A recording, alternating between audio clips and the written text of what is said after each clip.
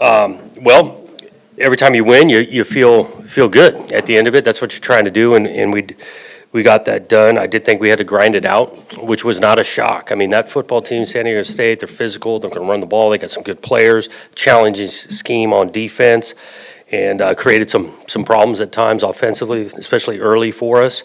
And I'm just proud of the group to be able to just keep fighting and grinding. Defensively, for the most part, gave up a few that, we'll learn from on tape. But outside of that, I thought they kept us in this thing and kept on battling throughout. I was really pleased with that. So another awesome home crowd. Can't thank Beaver Nation again. Sellout, the place is rocking, makes a difference for the opponent.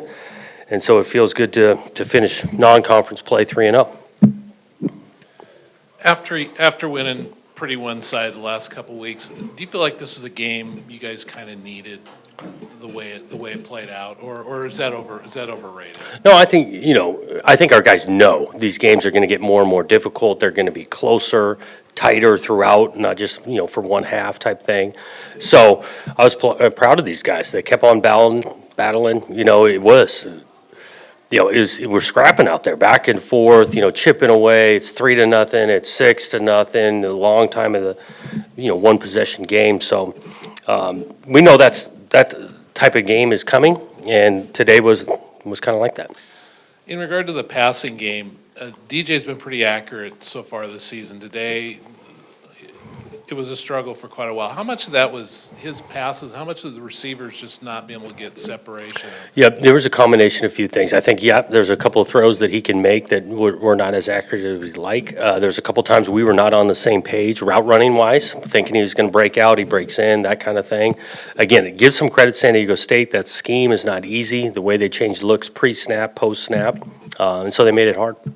Talk a little bit about the tackles for loss and sacks today. It really seemed like even though San Diego State was maybe able to hit some underneath stuff, when it was important, you guys were able to get pressure on them. Yep, Chatfield, Takari Hickle, squeezed in that pocket. The guy can make some throws in the pocket, and he did.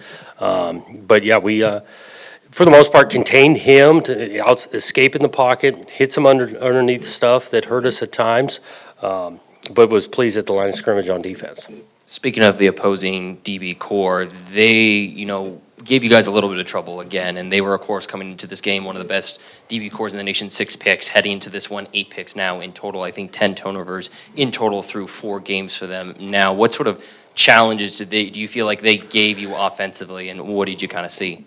The first pick, we were throwing a ball. It's just a little bit high. Anthony Gould's going up. I think DJ's going to a decent spot where the ball gets tipped up there and they get it.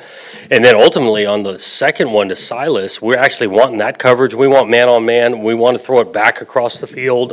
And they made a better play than us. And so give those guys some credit. Turnovers are going to take place. Talked about it a little bit. And so I was pleased with the response of our guys kept battling. Were you mad at those turnovers? You talked about last week. You said you'd figure out if you were going to be mad. Were you? Yeah, never pleased, obviously, because, again, if we could execute better, and we're not going to turn the thing over, but we play this game. It's not a game of perfect. Turnovers are going to take place. We're going to have to tighten that up as these games get closer and closer because that can make a huge difference. Late in the second quarter, I noticed that you had swapped Jermod McCoy, or defense had swapped in Jermod McCoy for Tyrese Ivey Jr. Was Tyrese injured at all? Was that just part of the kind of just the feel of the game? What happened there? Yeah, I feel actually really good about both those players. We want to get him in the game, and he's done a good job. And so that was nothing to do with injury. McCoy's just earned some reps. Not to keep repeating the same thing that everyone's saying over and over again, but obviously you guys struggled a little bit on offense, but how important was it to just, be able to, for the players even, just to show themselves that they're just one play away from reaching the end zone? Well, it's kind of, because we were productive. I mean, I look at our yardage and things, we're moving the ball, and then we, I think his first drive, we got a couple of penalties, backed us up, took us out of that. We didn't convert on third down. We're not on the same page on a route there. Then we're kicking a field goal. And again, that scheme, San Diego State makes it tough. We had a couple of 3-and-outs. We turned the ball over a couple of times. But we also had a couple big plays that, Anthony Gould toward the end separated things. You played 3 times. Which game did you get the most out of as a team? Ooh, yeah, that's a good question. I do think that, you learn more and more each week. I think this week you learned a ton. Again, the talent level, the schematics, battling back from some adversity. I think we learned a ton today. The touchdown by Gray. What's it like when you've got a play design like that in your pocket and you know you're holding on to it? And what goes into the decision of when to pull that out Right. and to use a play like that? Yep, we've had it in the playbook for the last couple of years. Just an opportune time didn't present itself. I actually talked a little bit about it with the team yesterday because it presented. We felt like we get down there tight that this was a play that would, give us an advantage, and they practiced it. Josh was catching balls. DJ actually throws them a really good ball. It was well designed, and the situation arises. You practiced it enough. You got to trust your execution. Couple injuries today. Any update on Micaiah or Ryan Cooper? Yep, not a definite update. Sounds early as Micaiah might be a little bit longer term. Knee or hamstring again? Yeah, I don't know that. And then on Coop, haven't heard that that's a long-term thing, but still don't know.